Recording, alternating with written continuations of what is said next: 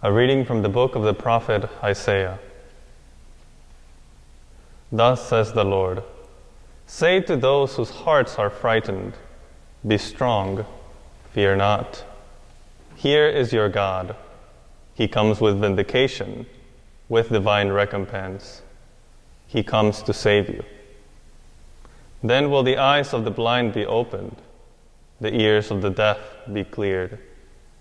Then will the lame leap like a stag. Then the tongue of the mute will sing. Streams will burst forth in the desert, and rivers in the steppe. The burning sands will become pools, and the thirsty ground springs of water. The word of the Lord. Thanks be to God. There are two sides to this reading that I see. One is the awareness of God's presence. When it says, say to those who are frightened, be strong, fear not. And sharing that with others. Say to those whose hearts are frightened, be strong, fear not. Here is your God. He comes with vindication. This fear can show itself in many ways. One of those can be illnesses. I look back to my summer working at a hospital, how these people that are in a lot of distress, that are frightened, are in need of that connection with God, of that prayer, and how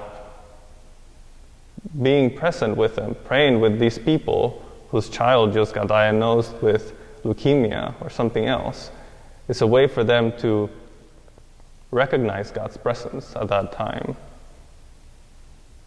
Another occasion for be frightened or in fear can be our own sinfulness and how we have separated ourselves from God. I think to the moments where either I have approached the sacrament or other people have the sacrament of penance, or other people have come to talk to me about some of their issues. They feel separated from God, and they are fearful for what their spiritual life is becoming. So they're seeking that connection with God again. Another can be the uncertainty in ordinary life, as we have seen in the last few months, as we experienced very clearly this last week, how we have that felt need for connection with God, for our prayer.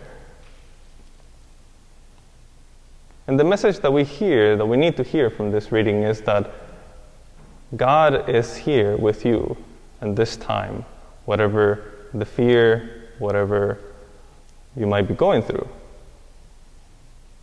And in this reading, it was paired with the gospel in which Jesus fulfills these prophecies, where he is opening the eyes of the blind, he makes the mute speak and the deaf hear. He fulfills these prophecies. And this gospel, and the whole gospels, he really attends to anyone who asks for his mercy. Not just for spiritual needs, but also for bodily healing.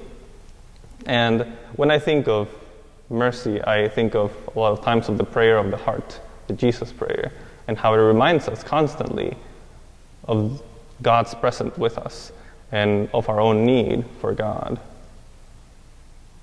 So this first part of the reading that I see is our need to be aware of God's presence in our life at every moment. The other side is also that once we have recognized that God is present, we need to share it with others, with those who are frightened, who are in need, who need to recognize that God is there with them at every step of their lives. And that is our job as preachers. So everyone needs to hear this message, that God is with them, especially the needy or the frightened, those who feel isolated or alone. So our first task is to recognize, who are these people in my life, in our ministries? Who are they among our groups of friends, even our community here as brothers or with our families and reach out to them and make the presence of God felt with them, either through our prayer or through our listening ear.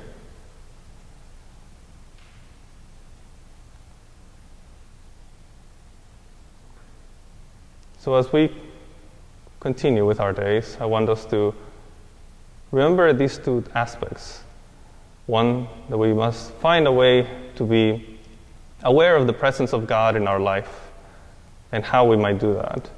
It can be through prayers very specific, like the Jesus prayer, or Jesus, Son of the living God, have mercy on me. Praying that either throughout the day or at certain points during the day. It can be Lectio Divina at the beginning to get our day started and recognize that God is present with us throughout the day, or in our meditation. And it doesn't have to be anything new, but it should lead us to remember of God's presence in every moment of our life, of our day. So that awareness becomes one fruit of our spiritual life and our prayer. And as preachers, as sons of St. Dominic and brothers of Thomas, we must find out how we can share that fruit with others. Yeah.